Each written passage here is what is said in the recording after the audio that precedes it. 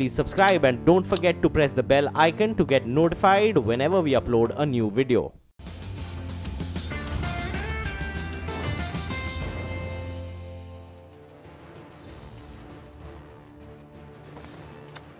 Good evening and thanks very much for joining us on this special broadcast of ours, the government's verdict on Moody's ratings upgrade. I'm Arun Jaitley. As you may already know, international ratings agencies Moody's has upgraded its ratings on India's sovereign bonds. The ratings upgrade from Baa3 to Baa2 comes after a gap of more than 13 years. The last time it took place was actually way back in 2004. What does this upgrade necessarily mean for the country? Let's break it up for you. For global investors, India is now a more credible borrower. There is lower risk involved if they were to invest in the country. This upgrade puts India at par with countries such as Italy, Spain, Colombia, Philippines, Oman, and Uruguay, to name a few. That's not all. Moody's has also now changed its outlook on India from positive to stable. So what exactly led to this upgrade? Many of you may be wondering. Moody's believes that the continued progress on the economic and institutional reforms front will boost India's growth potential. Moody's also believes that the reforms momentum will help reduce government's overall debt burden. Also, the 2 lakh crore rupees recapitalization plan that the government announced sometime back for public sector banks has also got a big thumbs up from Moody's. They believe that this will mitigate risk in the sector. However, there are some areas of concern also that they have flagged. For instance, Moody's has raised a red flag over the debt burden. This, according to Moody's, is still a constraint on India's credit profile. Here's what Finance Minister Arun Jaitley said when he addressed the media soon after Moody's upgrade. Take a look. This is an upgrade which has really happened after 13 years. And we welcome this upgrade. We believe that it is a belated recognition of all the positive steps which have been taken in India in the last few years. Well, that was the Finance Minister's response to the Moody's ratings upgrade. But here's also an exclusive conversation with the Finance Minister. He spoke with CNBC's Sri Jagaraja while he was in Singapore yesterday. This was just hours before Moody's upgrade actually took place. Jaitley expressed optimism about India returning to its normal growth range by next year. This, as he expects, was the short-term fallout, essentially what we saw in Q1 because of the GST and demonetization effects would also ebb. That's not all. Jaitley also hopes that the insolvency proceedings against defaulters and public sector bank recap plan would restore the vitality of India's banking system. If the oil prices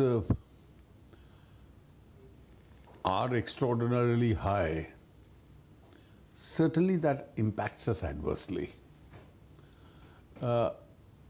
But up to a level at which they've reached now is something which we can bear the shock. If it rises extraordinarily, it'll be another game. How would you define that? At what price points does it become a problem for Indian finances? I don't think we have a cut-off. As it is, when the prices started rising, we had to shut off a little part of our central taxes. Every part of the central taxes that you shut off means lesser revenue for the government, and therefore that's an adverse impact on us. Hopefully, if it remains range-bound within this range, we can live with it. In other words, a move over 70, possibly $75 a barrel would hurt Indian finances? Well, certainly the higher it goes, it's not a great news for us at all. And I hope it doesn't rise to that level again. Demonetisation, have we seen the worst of it in terms of the impact on the broader Indian economy, and can growth recover in 2018? Well, I think we've seen the best of it. And whatever adversity had to come, I think is long over. Demonetization in India, in the first instance, has meant that we've been able to squeeze in the very first year a large part of the high-value currency. We've been able to put digitization of the economy as a center stage issue as far as the economy is concerned, which means more digital transactions, less cash-based transactions. We've been able to increase the tax base as far as the Indian economy is concerned. We've seen a very large number of deposits come into the banks, and consequently, whether it's the stock market or the mutual funds or the or the insurance policies, we've seen a larger amount of funding available. Today, the banks have more funds to lend even to the SMEs, provided we are able to recapitalize the banks. We've also seen a lot of squeezing of the terrorist funds taking place in Jammu and Kashmir and Chhattisgarh. Of course, a step like demonetization can temporarily have some impact on the growth. Especially on the informal economy. On the informal economy, but that's not a long-lasting impact because the remonetization took place within a matter of weeks itself. And therefore, that is an adversity which you can easily reverse. Can we say then that we can see a return to 7% plus growth rates for India? Well, I think it bottomed out with the demonetization and then the GST coming back to back. Because even in the short run, as far as the GST is concerned, manufacturing for some months stopped because people were destocking. And I think that phase is over. So the bottoming out is complete, and now we should see a curve for the better. What's your outlook for 2018? Well, I see the Indian economy, all indications do indicate that we'll certainly improve. And whatever is the Indian normal, other factors remaining the same, we should be able to grow between that 7 to 8% range.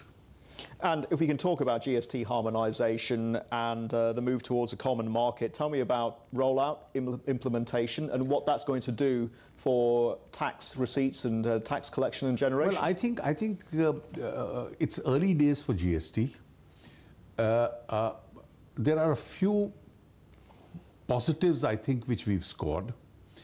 The decision-making process of the GST has matured itself. The council is functioning very effectively. You have a common market which has been created. You have all the barriers which have been removed. How well has business adjusted? I think the big businesses have adjusted quite well. The medium businesses have adjusted well. The smaller businesses obviously will take some time, and therefore we are giving them time in terms of compliance burdens, etc. The first few months, the tax receipts have been fairly okay.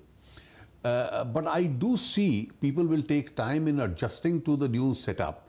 And therefore, we are moving slowly in implementing some of the eventual steps which are a part of the GST planning itself. The harmonization of rates, in fact, has become much faster than what people expected.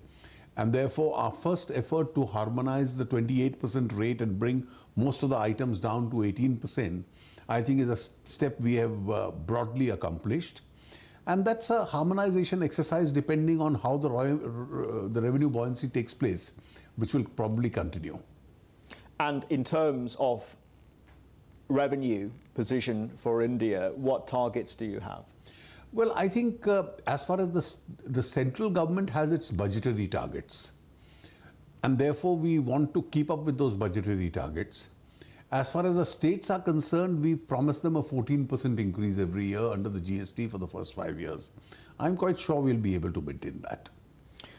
If we can talk about financial stability concerns in India, Minister, have we seen the high water mark in terms of NPAs, non-performing assets that are held by the state-run lenders? Well, I think it's a legacy problem which I had inherited, and it's a problem which had continued for a very long time. Both the central bank and the government had attempted various solutions to it. Many of them turned out to be short-lived solutions or band-aid solutions, which really didn't resolve the problem. I think now the two major steps that we have taken, one is the IBC being put into action, the insolvency proceedings, and a number of cases being referred to it, some more to be referred to it in future, and therefore resolutions being reasonably in sight, I think is a good ray of hope. coupled with the fact that we've decided to recapitalize the public sector banks, I think if the two big moves are taken together, I think the vitality of the banks itself will get restored. Do you think demand for credit will start coming back as well? I think as far as the large companies are concerned, they already have been borrowing from the bond market, from international markets and so on. It's the SMEs which were really impacted. And therefore, one of our emphasis after the recapitalization is going to be for the PSBs to have a special focus as far as the SMEs is concerned. So more incentives to try and get them to borrow. Borrow, because they are the ones who are creating the jobs. They are the ones who keep the real economy moving. Why do you think demand for credit has been so subdued? Well, I think demand for credit was subdued because in the post-boom period, a large number of companies, after that indiscriminate lending, had expanded themselves beyond a point, and there was no demand. So that unutilized capacity is now being filled up. Once that happens, I think the more demand will come up from that sector. There have been some concerns raised about India's growth rate. You've made the point, Minister, that these are related to GST issues and these are one-offs, etc. Some, however, feel that India needs a stimulus package. Does it? Well, I think it would be an overstatement to say that you need some form of a stimulus package. You need an adequate response to the challenges. And I think the whole series of reform steps we've taken, coupled with the recapitalization, is a response under the circumstances. My own view is that slowly we've bottomed out at that 5.7% in the last quarter. And now I think we should start moving up somewhat. If you see some of the latest data, the PMIs have been positive, the IIP has been positive, the core sector growths have been positive. And therefore, these are all positive indications coming from the market.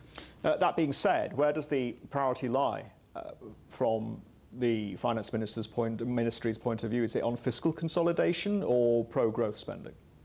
I think you have to balance between the two.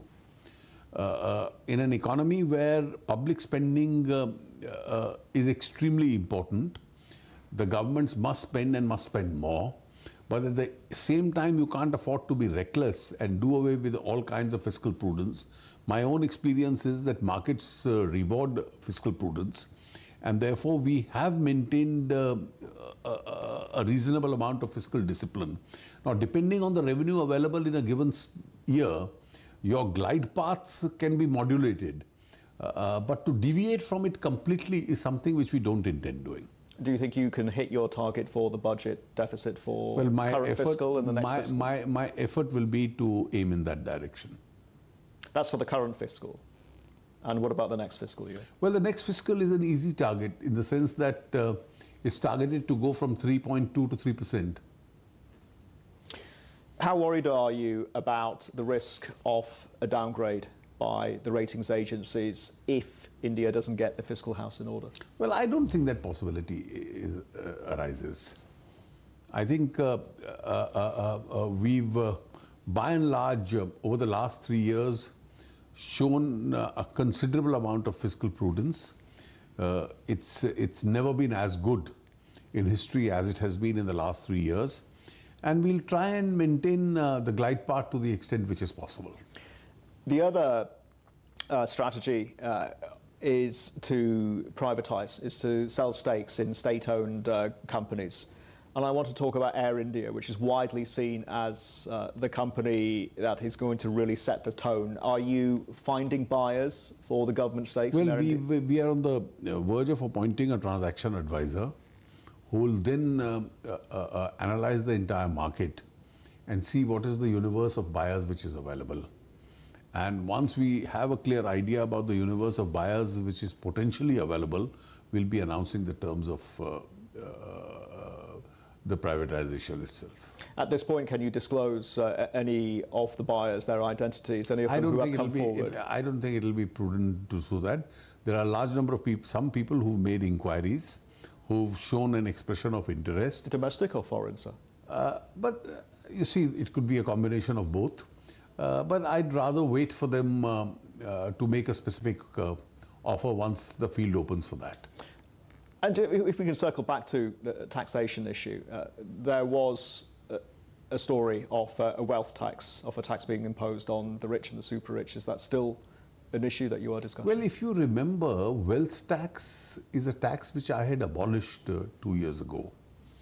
And I don't see the possibility of it coming back. On the contrary, we had imposed some extra income tax on the super rich, which more than covered up for the revenue that we lost on that. We were getting about 900 crores on wealth tax, and we were running a complete department for that purposes. So rather than that, we had a surcharge on the super rich, which gave us more money without the accompanying harassment. Is a tax amnesty part of the plan? Well, we've just had a year and a half ago an IDS scheme. I don't think you can repeatedly have IDS schemes. And the final question, Minister, is about monetary policy, RBI policy settings. Do you believe that they are appropriate? Well, I've always said that finance ministers normally like the rates to go down. But then this is something which is in the domain of the central bank. And the central bank is a responsible institution which balances the considerations for inflation, growth. They take every factor into consideration and come out with a considered opinion. And in your considered opinion, do we need lower rates in India, given the fundamentals? I certainly believe yes. But at the same time, I would continue to respect the opinion of the central bank. Minister, thank you very much indeed for your time. Thank you. Thank you, sir. Government's verdict on the Moody's ratings upgrade. Through the day, we've been speaking to some of the top voices in the Ministry of Finance, from Chief Economic Advisor Arvind Subramanian, Principal Economic Advisor Sanjeev Sanyal, and also Niti Aayog member Bibek Debra, who also remembers the chairman for Prime Minister's Economic Advisory Council. Here's a snapshot of what they told us through the day. I think it was expected. I also think it should have happened earlier. The government's reform intentions were very clear. Let's also recognize something that is known and accepted, which is that the rating agencies tend to have a bias. It's a bias against the so-called developing countries and in favor of the so-called developed countries. And they've gone wrong, ended up with egg on their faces with some of the developed countries. So there are biases. Having said that, as I said, it's an endorsement of the reforms. So it's welcome. And it does help a little bit. It's not as insignificant as sometimes people tend to make it out to be, because it affects sentiments of investors. Although most investors are far more aware of what's going on in the economy as compared to Moody's. But it also makes the costs of Indian companies which are going to access capital abroad a little bit cheaper. Right. Talking about, the point that you made regarding how, rating agencies look at developing countries, does it also mean that other rating agencies will also now look at India, given that one of them has upgraded the ratings? Well, there does tend to be a herd mentality, even in those biases. But as I said, it is an endorsement, a belated recognition of India's reforms. Yes, I know they've talked about downside risks, but they've talked about downside risks earlier also. And sooner or later, they will realize that the downside risks are really, really down. Let's talk about the upside pressures, because Moody, the report also talks about that and says that reforms, including reforms on labor, on land, could lead to, a positive pressure on the ratings. Going forward, do you think government could focus on these issues, labor and land, which has been long pending? A lot of people tend to generalize about India, not recognizing that India is a country with a lot of heterogeneity, with a lot of diversity. There are states, there are UTs. There is a constitution. The constitution has a 7th schedule. And that 7th schedule very clearly sets out what is in the union government list, what is in the state list, and what is in the concurrent list. Land is squarely in the state list, something that several people don't seem to recognize. Labor is in the concurrent list, but several aspects of labor are on the state list. Both on land and on labor, it is not a question of a binary, that yes, it isn't happening today, yes, it's happening tomorrow, it's incremental. And I can name several states which have introduced reforms both on the labor side and on the land side, which, remember, is much more difficult. Absolutely. What does it mean for India's management of its fisc? Do you think that such affirmation means that you have a little now leeway in managing the fisc, or do we need to be more prudent now? No. I think you put the cause and effect relationship the wrong way around. It is because India has signaled very clearly that fiscal consolidation is important that this upgrade has happened. That's the causal direction. Because of this, I don't think it's going to have any effect on a decision that the government has already taken, which is that the fiscal consolidation exercise will remain. This is a welcome development, but we also feel it's long overdue, because you will recall that in the economic survey we compared India's rating with, say, China's, and just from a general relative perspective, we felt that the rating agencies had not recognized India's underlying macroeconomic situation. So that's welcome. It's also, I think, a recognition of the actions that the government has undertaken, GST, bankruptcy, MPC, and all of that. It's a recognition of a long series of reform measures that have been done under Prime Minister Modi, which included, of course, the bankruptcy laws, the cleaning up of the banks, and more recently the recapitalization. Then, of course, the GST. So, it's an accumulation of a large number of measures.